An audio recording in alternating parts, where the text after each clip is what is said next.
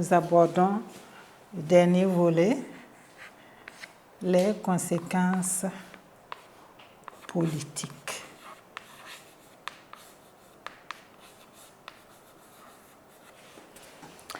Les conséquences politiques, il y a d'abord les conséquences territoriales et puis nous avons ensuite le nouvel ordre mondial. Au niveau des conséquences territoriales, en Europe d'abord, nous avons la restitution de l'Alsace et de la Lorraine. C'est des territoires qui avaient été pris à la France depuis le XVIIIe siècle et maintenant que l'Allemagne a perdu la guerre, puisque c'est des territoires pris par l'Allemagne. Maintenant, l'Allemagne doit restituer l'Alsace-Lorraine à la France.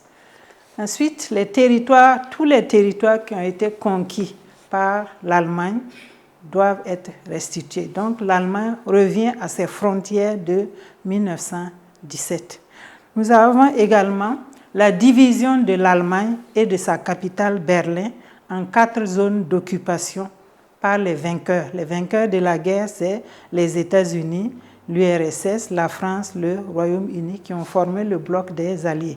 C'est eux qui ont remporté la guerre. Donc, ils se partagent l'Allemagne et sa capitale. 4 zones d'occupation, une zone appartenant à chacune des puissances que j'ai citées. Nous avons également la Corée du Nord qui a été divisée parce que libérée par les États-Unis et par l'URSS. Donc, la Corée a été divisée en 2. La partie nord du 38e parallèle était occupée par l'URSS et la partie sud par les États-Unis d'Amérique. Sur le territoire européen, c'est la restitution de l'Alsace-Lorraine, le retour des frontières de l'Allemagne aux limites de 1937 et puis le partage de l'Allemagne et de sa capitale en 4 zones d'occupation appartenant aux vainqueurs. Pour ce qui concerne le partage territorial en Afrique, l'Italie perd ses colonies. Maintenant, sur le continent asiatique, nous avons la Corée, libérée par les États-Unis et l'URSS, qui est divisée en 2 au niveau du 38e parallèle. Les États-Unis occupent le sud et l'URSS occupe le nord. Le Japon perd ses conquêtes territoriales et il est démilitarisé. Nous avons également le Japon qui va signer un traité de paix avec les Américains et de fait, les Américains imposent leur système politique, c'est-à-dire la démocratie, au Japon. Voilà en ce qui concerne les conséquences territoriales.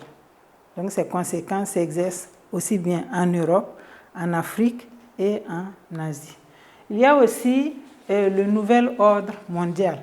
Après la guerre, nous avons parlé de la victoire des Alliés, mais parmi ces Alliés, il y a 2 plus grands vainqueurs, c'est les États-Unis et l'URSS. Donc le monde est dominé désormais par les États-Unis et l'URSS. Nous savons que ce sont tous des démocraties, mais ce n'est pas le même type de démocratie. La démocratie libérale pour les États-Unis d'Amérique et la démocratie populaire pour l'URSS. Donc, dès lors, à la fin de la guerre, ces 2 puissances vont revenir chacune à ses anciennes ambitions de domination politique. Et les États-Unis vont proposer une aide qu'on appelle le plan Marshall, qui va diviser l'Europe en 2 camps. Et cette division de l'Europe en 2 camps va entraîner la bipolarisation du monde. Et enfin, nous avons la création de l'Organisation des Nations Unies pour garantir la paix et la sécurité internationale. Voilà donc résumé les conséquences de la Seconde Guerre mondiale sur le plan politique.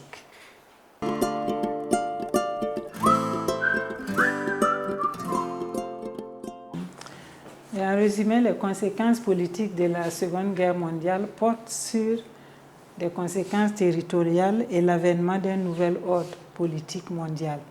Au niveau des conséquences territoriales, nous avons en Europe la restitution de l'Alsace-Lorraine à la France. L'Allemagne perd ses conquêtes et revient aux frontières de 1937. L'Allemagne et sa capitale Berlin sont divisées en 4 zones d'occupation appartenant aux vainqueurs que sont les États-Unis d'Amérique, l'URSS, la France et le Royaume-Uni. Chacun y possède une zone. En Afrique, nous avons l'Italie qui perd ses colonies. Et en Asie, le Japon perd ses conquêtes, notamment ses conquêtes en Chine. Il signe un traité de paix avec les États-Unis d'Amérique qui en profitent donc pour imposer la démocratie dans ce pays. La Corée a été libérée avec l'aide de l'URSS au nord et des États-Unis au sud. Et chacune des puissances va occuper sa zone. L'URSS au nord et les États-Unis au sud.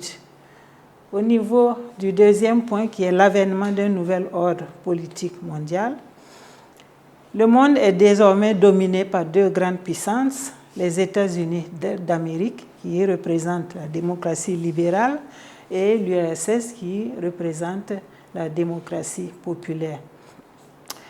La division de l'Europe en 2 camps, parce que, comme je le disais tantôt, pour le redressement économique de l'Europe, les États-Unis vont proposer un plan d'aide qui est le plan Marshall. Et ce plan Marshall va être accepté par certains pays européens et refusé par d'autres. Donc cela va entraîner la division de l'Europe en 2 camps. Et cette division de l'Europe en 2 camps conduit à la bipolarisation du monde. Et enfin, nous avons la création d'une structure qui va remplacer la défunte SDN, puisque la SDN n'a pas pu garantir la paix.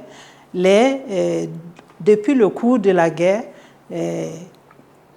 les Alliés vont penser à la création d'une structure qui va remplacer la SDN. C'est l'ONU qui naît en 1945 pour garantir la paix et la sécurité dans le monde.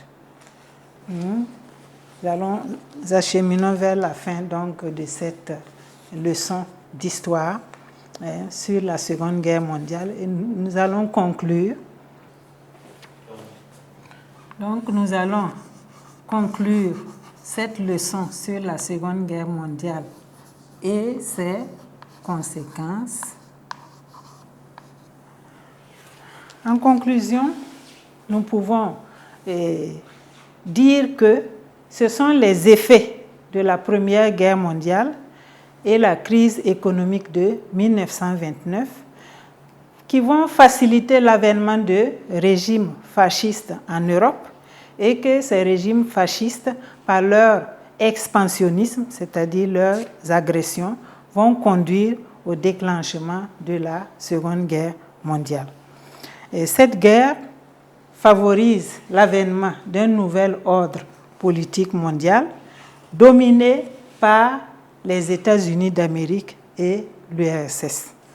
La naissance de l'Organisation des Nations Unies ouvre la voie à la décolonisation. Merci, chers apprenants, merci tout le monde et à la prochaine.